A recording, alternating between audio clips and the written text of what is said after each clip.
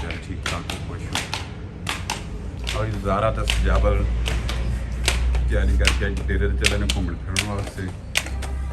ਮੇਰੇ ਕੋਲ ਤਾਂ ਇੰਨਾ ਟਾਈਮ ਕੋਈ ਨਹੀਂ ਹੈਗਾ ਜਿਹੜਾ ਇਹਨਾਂ ਨੂੰ ਮੈਂ ਕਿਹੜਾ ਘੁਮਾ ਫਿਰਾ ਲਵਾਂ, ਠੀਕ ਹੈ ਨਹੀਂ। ਚਲੋ ਪੁੱਤ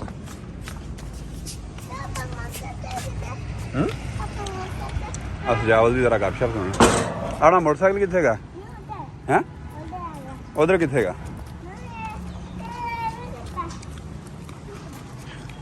ਬਹੁਤ ਤੇਜ਼ ਹੈ, ਬਹੁਤ ਕਾਹਲਾ ਜਾਣ ਵਾਸਤੇ ਹੈਂ?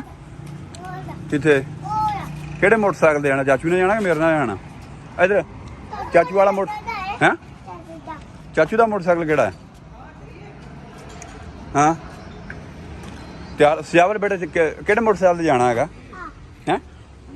ਤੇ ਮੈਂ ਤਾਂ ਨਹੀਂ, ਮੇਰਾ ਵਾਲਾ ਮੋਟਰਸਾਈਕਲ ਚਾਚੂ ਵਾਲਾ ਹੈ, ਇਸ ਤੇ ਬਹਿ ਚਾਚੂ ਨਾਲ ਜਾਣਾ ਹੈ। ਮੈਂ ਤਾਂ ਜਾਣਾ ਹੀ ਨਹੀਂ ਗਿਆ ਬੇਟਾ। ਹਾਂ ਤੁਸੀਂ ਇਹਨੂੰ ਨਾਲ ਚੱਲ ਜਾਓ ਚਾਚੂ ਆਪਣੇ ਦੇ ਨਾਲ, ਠੀਕ ਹੈ ਨਾ? ਸਜਾਵਲ ਬੇਟਾ ਚੱਲ। ਨਹੀਂ ਬੇਟਾ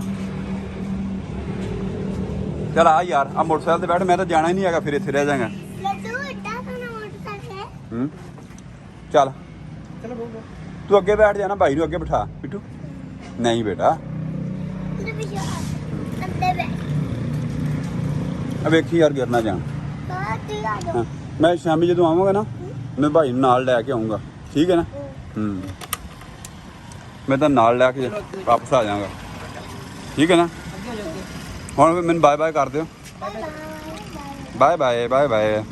ਲਓ ਜੀ ਤਿਆਰੀ ਹੋ ਕੇ ਚੱਲੇ ਡੇਰੇ ਵਾਸਤੇ ਜੀ। ਤੇ ਅੱਜ ਦਾ ਵਲੋਗ ਜਿਹੜਾ ਇਹਨਾਂ ਦੇ ਨਾਮ ਤੇ ਸਾਡੇ ਚੈਨਲ ਤੁਸੀਂ ਸਬਸਕ੍ਰਾਈਬ ਕਰ ਦੇਣਾ ਤੇ ਤੁਹਾਨੂੰ ਲਾਈਕ ਕਰ ਦੇਣਾ। ਸ਼ੁਕਰੀਆ ਜੀ।